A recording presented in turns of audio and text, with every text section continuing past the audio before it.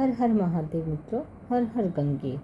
कैसे हो आप सब? मैं आशा करती हूँ आप सब बहुत अच्छे होंगे। आप सभी का स्वागत है मेरे अपने YouTube चैनल मनोज घोटियाल में। आप सभी श्रद्धालुओं को गंगा दशहरा महापर्व की हार्दिक शुभकामनाएं। मित्रों, हिंदू धर्म में माँ गंगा को केवल एक नदी नहीं बल्कि साक्षात मोक्षदायिनी देवी माना गया है। कहा जाता है कि गंगा जी के पावन जल को मात्र छू लेने से भी मनुष्य के पापों को नष्ट कर देता है। ज्येष्ठ माह की शुक्ल पक्ष की दशमी तिथि को मनाया जाने वाला गंगा दशहरा सनातन धर्म का अत्यंत पवित्र पर्व है।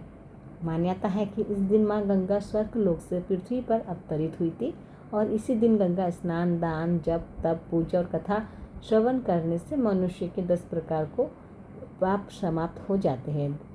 कहा जाता है कि गंगा दशहरा के दिन 10 की संख्या को भी विशेष महत्व दिया जाता है, क्योंकि इस दिन 10 दिव्य योग बने थे और इसी कारण इसे दशहरा कहा गया।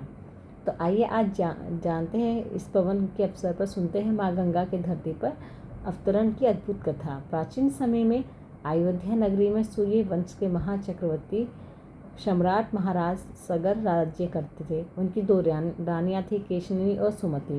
केशनी के पुत्र का नाम असमंजस था और सुमति के 60,000 पुत्र थे। महाराज सगर ने एक विशाल अश्वमेध यज्ञ का आयोजन किया। यज्ञ के लिए छोड़े गए घोड़े को देवराज इंद्र ने चुरा लिया और पतालोक में कपिल मुनि के आश्रम में बांध दिया। राज सगर को 60,000 पुत्र घोड़े की खोज करते करते कपिल मुनि के आश्रम तक पहुंच गए। वहां घोड़ा देखकर वो क्रोधित हो उठे और उन्होंने कपिल मुनि को ही चोर समझ लिया। जब उन्होंने मुनि की तपस्या भंग की, तब कपिल मुनि ने क्रोध में आंखें खोली और उनके तेज से सभी 60,000 पुत्र तत्काल भस्म हो गए। यह समाचार सुनकर राजा सागर अत्यंत दुखी हुए। तब उनके पुत्र अंशुमान कपिल मुनि के पास पहुंचे और वीर मुद्रा से क्षमा याचना की। कपिल मुनि बोले, इनकी मुक्ति तभी संभव है जब स्वर्ग से गंगा पृथ्वी पर आकर इनकी अस्थियां अवशेषों को स्पर्श करें। इसके बाद कई पीढ़ियां बीत गई। अंशुमान, फिर उसके पुत्र दिलीप, सभी ने गंगा को पृथ्वी पर लाने के लिए कठोर तपस्या की, लेकिन सफलता नहीं मिली। अंत में राजा भागीरथी ने वर्षों तक घोर तप किया। उनकी कठोर तपस्या से प्रसन्न होकर ब्रह्मा जी प्रकट हुए। भागीरथी ने हाथ जोड़कर कहा, हे पितामह, मेरे पूर्वजों की मुक्ति के लिए माँ गंगा को पृथ्वी पर भेज दीजिए। ब्रह्मा जी बोले, गंगा का वेग अत्यंत प्रचंड है, पृथ्वी उनके वेग का सहन नहीं कर पाएगी। केवल भगवान शिव ही उन्हें धारण कर सकते हैं। तब राजा भागीरथी ने भगवान शिव की तपस्या आरंभ की। वर्षों की कठिन आराधना के बाद भगवान शिव प्रसन्न हुए और बोले, हे भागीरथी, मैं गंगा को अपनी जटाओं में धारण करूंगा। जब माँ गंगा स्वर्ग से पृथ्वी पर उतरी, तब भगवान शिव ने उन्हें अपनी जटाओं में समेट लिया। बाद में उन्होंने अपनी एक जटा से गंगा की धारा को पृथ्वी की ओर प्रवाहित किया और इस प्रकार माँ गंगा का धरती पर अवतरण हुआ। राजा भागीरथी आगे आगे चल रहे थे और माँ गंगा उनके पीछे पीछे बह रही थी। रास्ते में जनु ऋषि का आश्रम आया। गंगा का तेज प्रवाह से उनका आश्रम बहने लगा। क्रोधित होकर जनु ऋषि ने गंगा को पी लिया।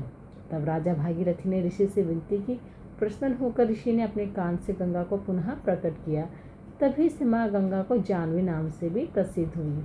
आखिरकार माँ गंगा कपिल मुनि के आश्रम पहुंची और उन्हें उनके जल के स्पर्श से राजा सगर के 60,000 पुत्रों को मोक्ष प्राप्त हुआ। इसी कारण माँ गंगा को मोक्षदायिनी कहा जाता है।